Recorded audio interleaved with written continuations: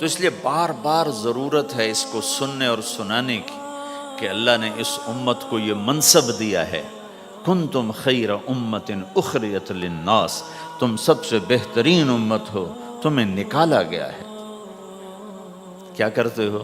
تأمرون بالمعروف وتنہون عن المنکر وتؤمنون باللہ، بھلائی کی بات کرتے ہو، برائی سے روکتے ہو، صلہ مجھ سے لیتے ہو۔ تؤمنون باللہ، صلہ مجھ سے لیتے ہو، اللہ پہ ایمان لاتے ہو۔ کل بھی میں نے کہا تھا کہ ہر مسلمان کے ذمہ دعوت ہے، عمل کرے یا نہ کرے۔ آج پھر اس کو دہرا رہا ہوں کہ عمل کرے یا نہ کرے، اوروں کو دعوت دینا ہر مسلمان کے ذمہ ہے۔ اللہ تعالیٰ نے بنو اسرائیل کے بارے میں کہا، میری تم پہ لعنت ہے۔ لعن الذین کفروا من بنی اسرائیل علی لسان داود و عیسیٰ ابن مریم، اے داود، اے عیسیٰ، ان پر لعنت بھیجو۔ کتنا سخت اللہ کا فرمان ہے۔ اچھا کیوں؟ کس لیے؟ اللہ نے دو جرم بتائے، ذَلِكَ بِمَا عَصَوْا وَكَانُوا يَعْتَدُونَ، یہ بہت نافرمان ہو چکے ہیں، بہت نافرمان ہو چکے ہیں۔ ایک، اس کی وجہ سے ان پر اللہ کی لعنت۔ دوسرا کیا ہے؟ کانوا لا یتناہون عن منکر فعلوہ، جو گناہ خود کر رہے ہوتے ہیں اس سے اوروں کو نہیں روکتے۔ کانوا لا یتناہون، نہیں روکتے تھے، عن منکر، اس گناہ سے، فعلوہ، جسے وہ خود کر رہے ہوتے تھے۔ تو اس سے پتہ چلا کہ اگر کوئی نافرمانی بھی کر رہا ہے تو کسی کو اگر دیکھتا ہے نافرمانی کرتے تو اسے سمجھانا اس کے ذمے ہے۔ یعنی اللہ تعالیٰ نے اللہ یوں کہہ رہا ہے کہ کم وقت خود تو برائی کر رہا تھا تو کسی کو روکتا تو صحیح۔ دونوں ہی کام نہیں کیے، نہ خود چھوڑا نہ کسی اور کو روکا۔ تو بھائیو، حرکت کرتے رہنا، اس حرکت میں بڑی طاقت ہے۔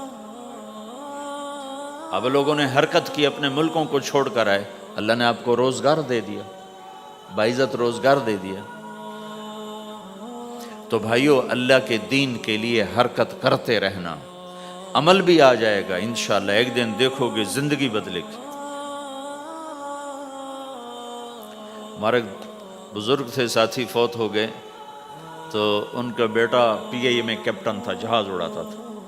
تو انہوں نے کہا بیٹا نماز پڑھ لیا کر۔ کہا ابا فرصت نہیں ملتی، بہت کام ہوتے۔ کہا اچھا چلو نماز کے وقت ایک آدمی کو دعوت دے دیا کر، 5 نمازیں ہیں، 5 دفعہ دعوت دے دیا کر۔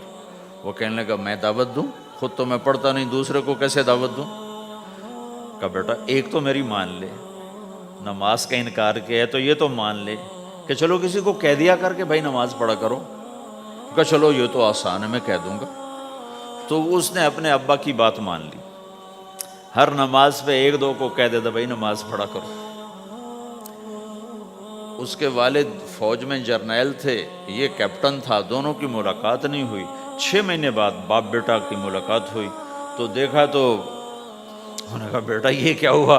کہا آپ نے مجھے پھنسا دیا۔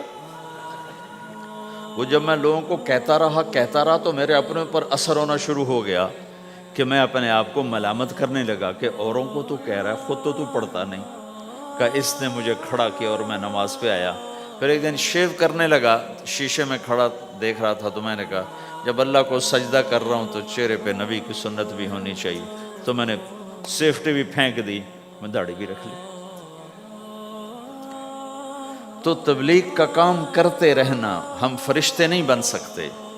ایک دفعہ ایک آدمی نے میرے اوپر بڑی چڑھائی کی، تم تبلیغ والے منافق ہو، کہتے کچھ ہو کرتے کچھ ہو، تمہارے قول اور فعل میں بہت فرق ہے، بہت۔